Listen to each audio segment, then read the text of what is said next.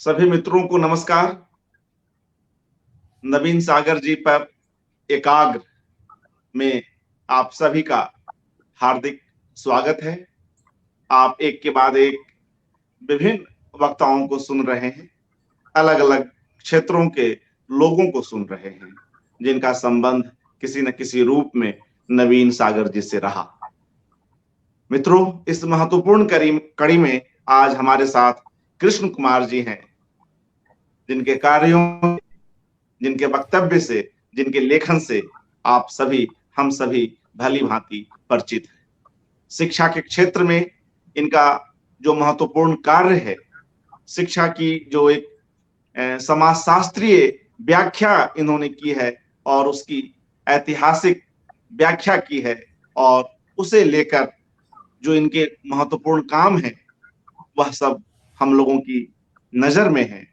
और साहित्यकारों पर, साहित्य से जो इनका जिस तरह का लगाव है, हम उसे भली भांति जानते हैं। नवीन सागर जी के साथ कृष्ण कुमार जी का संबंध सागर विश्वविद्यालय का संबंध है। और मित्रों, वह छात्र जीवन और वह जो एक छात्रावास का जो एक रोचक और रोमांचक जीवन होता है, दोनों इसके साक्षी हैं। तो आइए हम अधिक से अधिक कृष्ण कुमार जी को सुनते हैं कि उनकी पहली भेंट नवीन सागर जी से किस तरह रही और आज उनकी स्मृति में उनका क्या स्थान है। आप सभी जान रहे हैं कि आज नवीन सागर जी का जन्मदिन है और इस अवसर पर हम लोग एक सप्ताह से उन्हें याद कर रहे हैं, उन पर यह एकाग्र आयोजित कर रहे हैं। आदरणीय कृष्ण कुमार जी, स्वागत। नमस्कार। नमस्कार। बहुत धन्यवाद, आपने इस आयोजन में मुझे शामिल किया।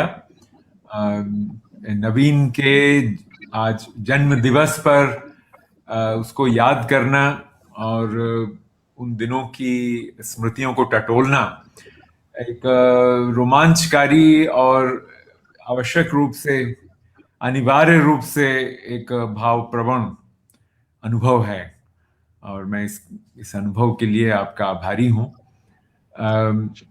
जिन दिनों की चर्चा हम कर रहे हैं, 1969-70 की चर्चा, जब नवीन से मेरा पहला परिचय हुआ, बहुत अलग परिवेश था। हमारी भाषा का, साहित्य का, सर्जना का, शिक्षा का, खासकर विश्वविद्यालयी शिक्षा का बहुत ही अलग परिवेश था। और उस परिवेश को आज याद करना अपने आप में एक बड़ा आप कह सकते हैं अजीब सा अनुभव है। शुरू करता हूं एक कार्यशाला से। अचानक घोषणा हुई एक दिन कि हरिशंकर परसाई सागर विश्वविद्यालय आएंगे और एक लेखन कार्यशाला का आयोजन उनके तत्वावधान में, उनके निर्देशन में होगा। तो जाहिर है हम सब लोग बड़े ही एकदम कुछ चकित भी हुए। कभी किसी ने सुना नहीं था कि ऐसी भी कोई कार्यशाला हो सकती है जिसमें लिखने का अभ्यास हो या लिखना सिखाया जाए, और वो भी हरिशंकर परसाई के निर्देशन में। ये तो एक बहुत ही बड़ी बात थी हमारे विश्वविद्यालय के लिए। भले ही कि आप किसी विभाग में पढ़ते हो, इससे फर्क नहीं था, क्योंकि परसाई जी का नाम उस समय शिखर पे था। और समय भी ऐसा था जब परसाई सिर्फ व्यंग्यकार के रूप में नहीं देखे जाते थे, बल्कि एक बड़े ऐसे लेखक के रूप में जो अपने समय का पाखंड उजागर कर रहा था। आप कह सकते हैं कि ये फिजा ही उस समय ऐसी थी, मुखौटे उतारने की। आज हम जिस समय में बैठे हैं उसमें मुखौटा पहनना जरूरी हो गया है कई कारणों से, पर वो मुखौटे उतारने का समय था। और आक्रामकता के साथ नहीं, बल्कि एक बड़ी शिष्टता के साथ, जिसमें भाषा का एक महीन योगदान चारों तरफ दिखाई देता था।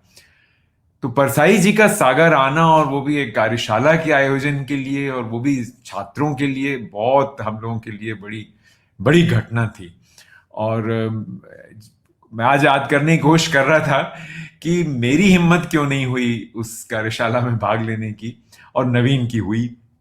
क्या कारण था, कुछ समझ ही नहीं आ रहा था, और शायद हो सकता है कि और कारणों के और भी कारण रहे हो, व्यस्तता रही हो इत्यादि। बहरहाल कार्यशाला हुई और उसकी खबर धर्मयुग में छपी कि सागर विश्वविद्यालय में हरिशंकर परसाई ने विद्यार्थियों के लिए एक कार्यशाला ली और उसमें विषय रखा उन्होंने शिकमी किराएदार। इस पर चर्चा होगी और इस पर फिर विद्यार्थी लिखेंगे। और देखते ही देखते हम लोगों को ये पता लगा कि नवीन की कहानी उस कार्यशाला की पहली पुरस्कार विजेता कहानी के रूप में चुनी गई। और जैसे ये खबर अपने आप में पर्याप्त रोमांचकारी नहीं थी, उसके बाद खबर आई कि वो कहानी धर्मयुग में छपने जा रही है। अब आप कैसे आज के समय में बताया जाए, जब ऐसी कोई पत्रिका नहीं है जिसमें छपना एक सिर्फ एक महत्वाकांक्षा या सिर्फ अरमान नहीं होता, बल्कि एक घटना बन जाती थी अगर धर्मयुग में कोई प्रकाशित हो। और हम में से कोई भी अभी इस लायक नहीं बना था कि वो धर्मयुग में छपे। तो धर्मयुग में नवीन की कहानी आएगी, ये सुन के हमारे पूरी तीसरी मंजिल का जो हम लोगों का एक जमावड़ा था, उसमें हर्ष की लहर दौड़ गई। और जिस दिन वो कहानी छपी उस दिन हम लोगों को एहसास हुआ कि नवीन अचानक हम सबसे बहुत बड़े हो गए और नवीन का एक बड़ा मासूम सा चेहरा एक बहुत विशेष रूप से हम लोगों को दिखने लगा। और इसके कुछ दिन बाद और भी बड़ा एक समाचार हम लोगों को मुझे मिला कि माधुरी में, जो कि उस समय की बड़ी एक महत्वपूर्ण फिल्म पत्रिका के रूप में उभर रही थी, उसमें नवीन की कविता छपने जा रही है। तो और भी ज्यादा रोमांच हुआ कि अब इंतजार उसका चला। और फिर जिस दिन वो माधुरी का अंक आया तो मैंने पहले से लेकर आखिरी पन्ने तक पलटा और समझ में नहीं आया कि ये कविता है कहां। तो खैर पलटते पलटते फिर हम फिर से एक बार देखा तो अचानक नजर गई कि एक लेख छपा हुआ था सेंसर बोर्ड पर और फिल्मों को सेंसर करने की प्रक्रिया पर। और उस लेख के ऊपर एक कोने में नवीन की कविता छपी हुई थी और कविता ये थी, कोई और रोग होता तो बात और थी, पर फिल्मों को हो गया है कैंसर, अब क्या करेगा सेंसर। और उसके नीचे नवीन सागर। जी। पढ़ के एकदम एहसास हुआ कि हाँ, ये है हमारे समय का वक्तव्य जो हमारी तरफ से नवीन दे रहे हैं। तो इन दो रचनाओं के जरिए नवीन का रचना संसार उस वक्त जबकि वो विद्यार्थी थे एकदम खुला और देखते ही देखते बढ़ता गया।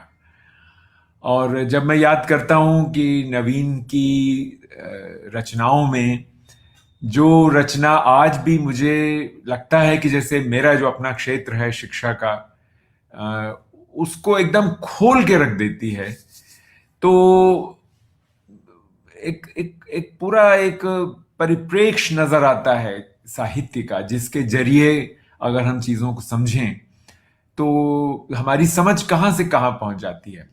आप में से बहुत से लोगों ने नवीन की ये कहानी शायद पढ़ी होगी। उनका संग्रह उसी के शीर्षक से आया था, उसका स्कूल। छोटी सी कहानी है, पर अगर आप किसी अध्यापक को या अध्यापक बनने वाले किसी युवा को या किसी अधिकारी को जिसमें थोड़ा सा अभी दिल बचा हो, दिमाग हो, ये कहानी पढ़वाएंगे तो शिक्षा जगत, आज का शिक्षा जगत भी उतना ही खुल जाएगा जितना कि उस समय नवीन की इस रचना ने खोला था।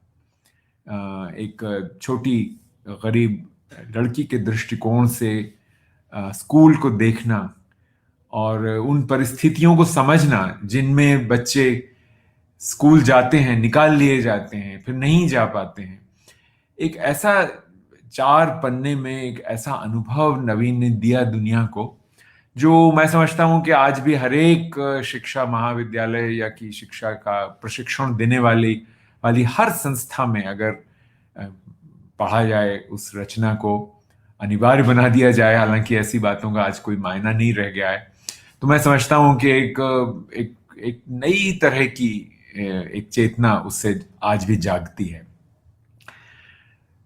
कुछ वर्ष बाद जब हम लोग छात्र नहीं रहे, नवीन भोपाल में काम करने लगे,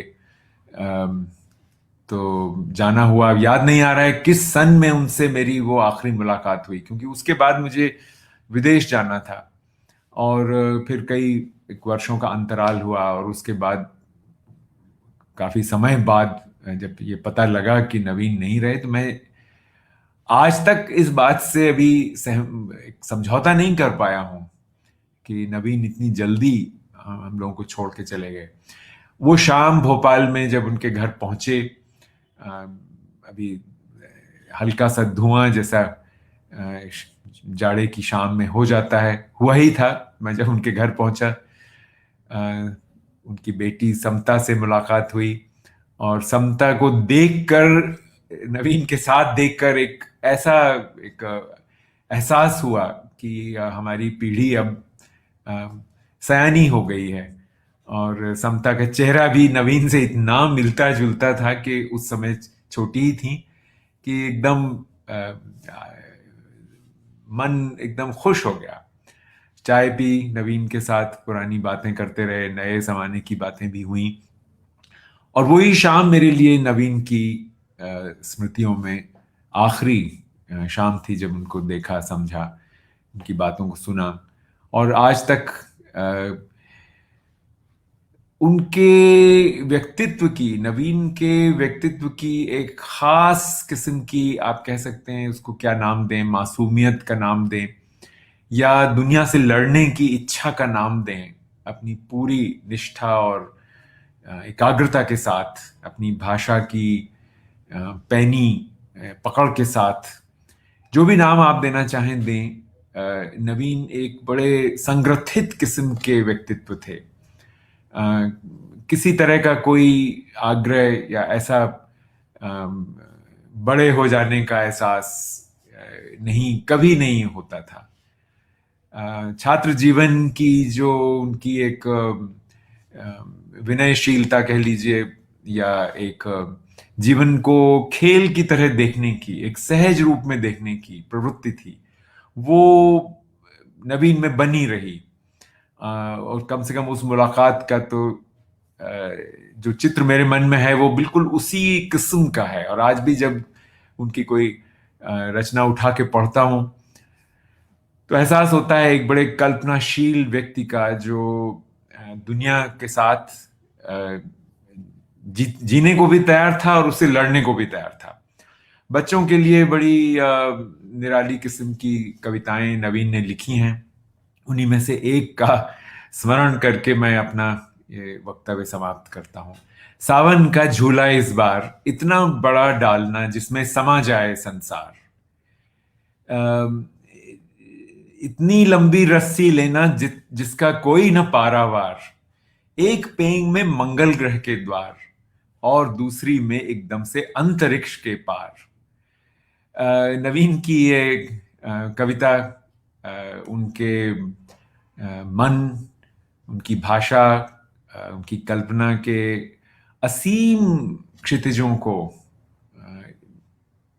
एक झलक में दिखा देती है। और जो पकड़ भाषा पर नवीन की थी, जिसका इस्तेमाल वो कहानी में अलग और कविता में अलग करने की क्षमता शुरू से रखते थे, और असाधारण रूप से जो उनके छात्र जीवन में ही प्रकट होने लगी थी, वो नवीन की विरासत है। और मुझे उम्मीद है कि ये विरासत आपके इस प्रयास से और फैलेगी और आज के युवाओं को प्रेरित करेगी, और उनको पढ़ने की और पढ़ते रहने की और पढ़कर समझने की इच्छा उनके मन में पैदा करेगी। बहुत धन्यवाद। नमस्कार।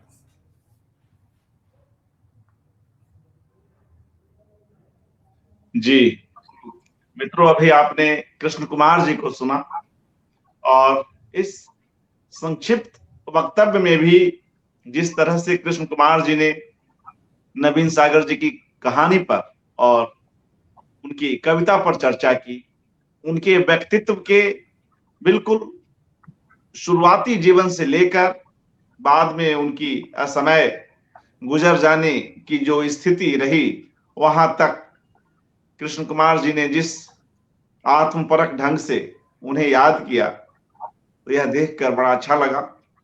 और मित्रों, ये स्मृतियां ही हैं जो हमारे साथ रह जाती हैं। और नवीन सागर जी को लेकर कृष्ण कुमार जी के हृदय के भीतर गहरे बसी हुई यह स्मृति हमेशा हम लोगों को हमेशा याद रहेगी। और तमाम लोगों का यह मानना था और यह इच्छा थी कि कृष्ण कुमार जी इस अवसर पर आए और अपनी बात रखें। एक दो प्रतिक्रियाएं मैं ले लूं। कृष्ण कुमार जी, हाँ, श्याम जरूर सुशील जी जयंत लिख जी। रहे हैं, जी, कृष्ण कुमार जी को नमस्कार। नवीन सागर जी के बारे में सुनते हुए अच्छा लग रहा है। हमारे समय के एक महत्वपूर्ण रचनाकार को इतनी जल्दी नहीं जाना चाहिए था। उन्होंने बच्चों के लिए भी गजब की रचनाएं की हैं। उनकी स्मृति को नमन। तो मित्रों, जब एक शिक्षा का एक प्रोफेसर हमारे साथ बैठा हुआ हो, तो शिक्षा पर केंद्रित जो काम है वह इनका खास इनका कार्य क्षेत्र है। तो उसमें भी इन्होंने, कृष्ण कुमार जी ने, नवीन सागर जी की एक महत्वपूर्ण कहानी, उसका स्कूल की भी चर्चा की। और कैसे वह कहानी जो एक है, जो आप लोगों ने यहाँ उसे सुना भी है।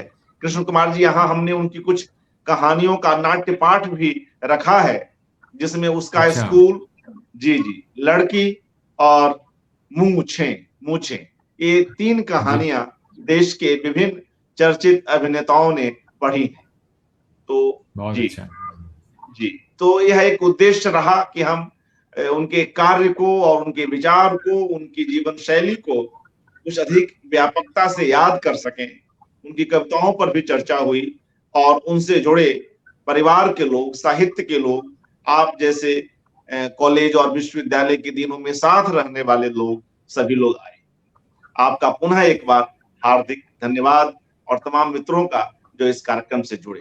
मित्रों, अब हम लोग 8:30 बजे रघु ठाकुर जी को सुनेंगे और उसके साथ ही यह एकाग्र समाप्त हो जाएगा। कृष्ण कुमार जी के साथ की यह हमारी 18वीं कड़ी थी। अब तक हमने 18 कार्यक्रम उन पर किए और 19वीं कड़ी के साथ हम लोग इस एकाग्र को समाप्त करेंगे। बहुत बहुत धन्यवाद कृष्ण कुमार जी। नमस्कार। नमस्कार, धन्यवाद।